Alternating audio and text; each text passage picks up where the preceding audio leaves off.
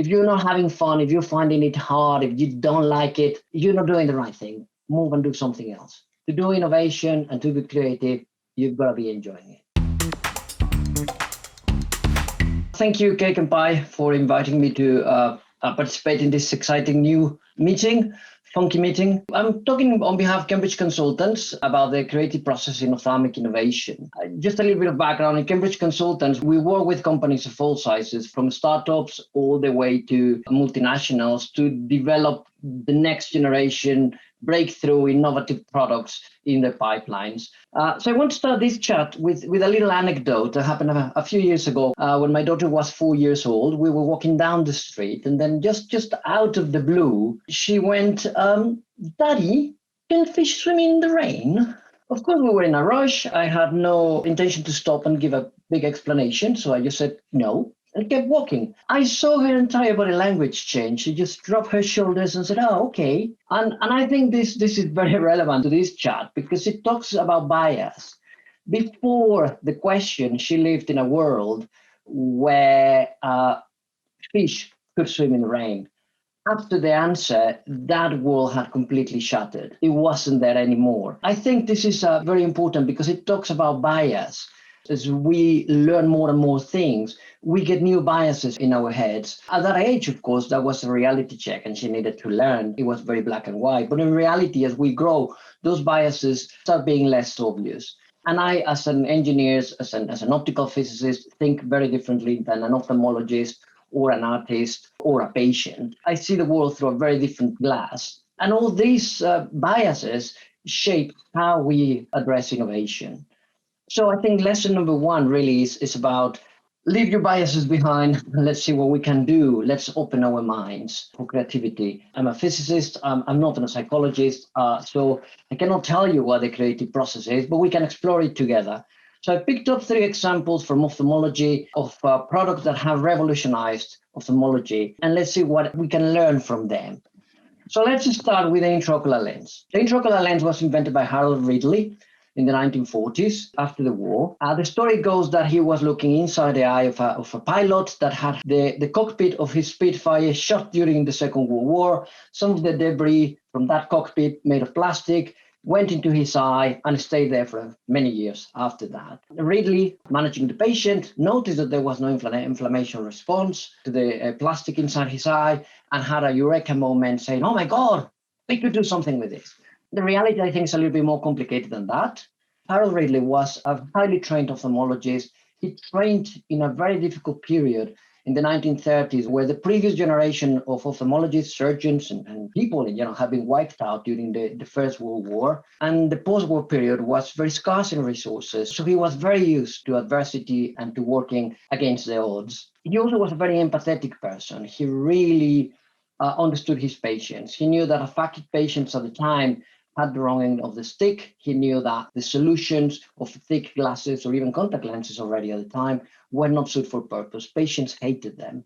So he always thought that cataract surgery was an incomplete process in the 1930s. In addition to that, he didn't see one Spitfire pilot and had an epiphany and suddenly thought that he could solve the world. He was aware of that problem since the 1930s. After the war, he saw many patients. Many of them have debris in their eyes. Some of them have inflammation, some didn't. He took copious notes and understood that under certain circumstances, certain plastics, certain types of glass, with certain shape, in certain parts of the eye, didn't produce an inflammatory response.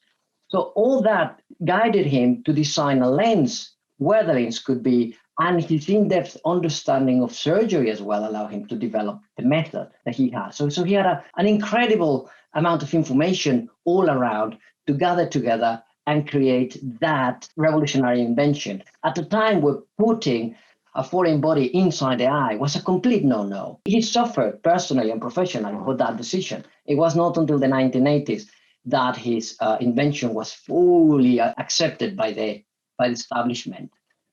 But I think there are 2 lessons here. One is resilience, and the other one is understand your problem as well as you can. So in the interest of time, let's move to the second one. This is one of my favorite ones. Rob Webb invented something that in his paper in 1980, he called him The flying spot TV ophthalmoscope. We know it today as the scanning laser ophthalmoscope, and is the basis, the basic technology behind the Optomap. The Optus has this amazing instrument. Probably most people in the audience knows it and is familiar with this type of images. The fundamental of this technology is that you have a laser that scans across the retina, left, right, painting effectively the whole retina, collecting the light into a single point detector and creating an image.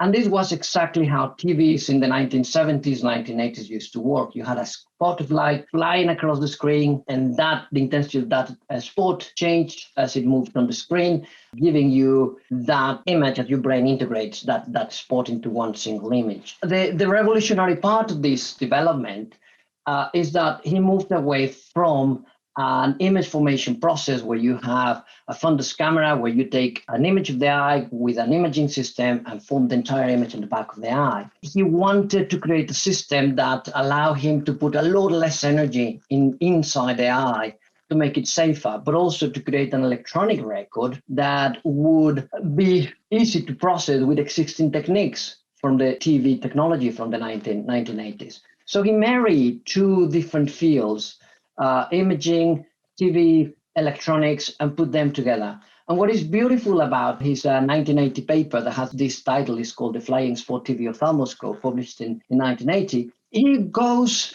a long way to try to explain the jargon of the TV technology to his audience, which is an optics and a vision optics community, that they're not familiar with the TV jargon. And I think that's very important for innovation. You may have the best idea in the world, but if you're not able to explain it to your audience, it won't take off. And there's another part in that paper. There's one single line in that paper. I think that is a line that really changed the world, because it says that in his system, they used a laser and they only used the intensity properties of the laser, not the coherence properties of the laser. And if this is jargon, the coherence properties of the laser are those properties that you need in order to have an OCT image. The fundamental image engine to have an OCT system today was invented in 1980 by Webb. And then someone else came up and built up on that, created the OCT. So between the scanning laser ophthalmoscope and the OCT, we have now diagnosed retinal disease today as we never had before. And this came, I think the lesson here is from being able to take approach that is completely alien to that group of people. He went to TV engineering, how TV works, picked up that and bring it into a completely different field. And bang, was really a revolution on imaging of the retina. The last example I have here, which is one of my favorites, this is, well, because it has had a massive impact, but also because it happened when I was starting my career and I was part of this shifting time in ophthalmology. I'm very fond of it. Although this happened in the 1990s, this has its beginnings in the 1980s again. The Soviets were spying on the Americans using all sorts of satellites. And the Americans were worried about what the Soviets were spying on them, because they couldn't shoot the satellites down because it would start an international incident at the satellite. They want to spy on the spy satellites to see what kind of instrumentation they had. If they had a camera, if they had an antenna, they had a radar. Knowing what the satellite had would make it possible for the Americans to jam those signals. So they said, okay, let's take a picture of the satellite with a big, powerful telescope. The problem is that when you do that, you have to go through lots of layers of turbulence from the atmosphere, and that blurs the image. In optical terms, and you know the term, those are called optical aberrations, and I'm sure many of you have heard of Zernike polynomials and all that. That's exactly what describes that problem. The US Army then said, well, why don't we correct for those optical aberrations, for that turbulence, for those distortions, measure them and correct them. So they started working on that. The astronomy community in parallel was doing exactly the same thing, but they were not interested in satellites. They wanted to look at the stars. So by the 1990s, the astronomers have developed the same technology that the US Army had developed in the 80s. And the US Army got very frustrated that everything was being put in the public domain without them knowing. They were releasing secrets that they had been developed 10 years before. Eventually, the US Army declassified all this information, and there was this release of information into the public domain that created so much excitement in the astronomical community that everybody wanted to do something with it. And in Heidelberg University in Germany, Professor Billy and his student Jason Liang thought of using this idea to to measure the optical aberrations of the human eye and use it to correct the images of the retina and get very high resolution images of the retina. So Liang worked on that and created what we call now an aberrometer that is used very frequently in refractive surgery. That aberrometer, that Shack-Hammond sensor or Hartmann-Shack sensor, as it came known in ophthalmology, was invented in 1994 for the purpose of using it in the eye. And I started my PhD in 1996. Just after Liang had moved to Rochester University to now develop that idea of creating a high-resolution image of the eye. But let's go back to the wavefront sensing only part of this situation. What happened at that moment is that the two communities, the astronomers and the vision optics community, the astronomical optics community, and ophthalmology, they all came together to talk to each other. And it was a cacophony because nobody could understand each other. The language was so different. We spent a long time trying to understand what we were telling to each other. But out of that came an understanding of the human eye that we didn't have before, an understanding of optical aberrations, an understanding of visual optics, of perception, that we still feel its impact today. What you see on wavefront-guided laser refractive surgery came out from this time. The toric intraocular lenses you use today, extended depth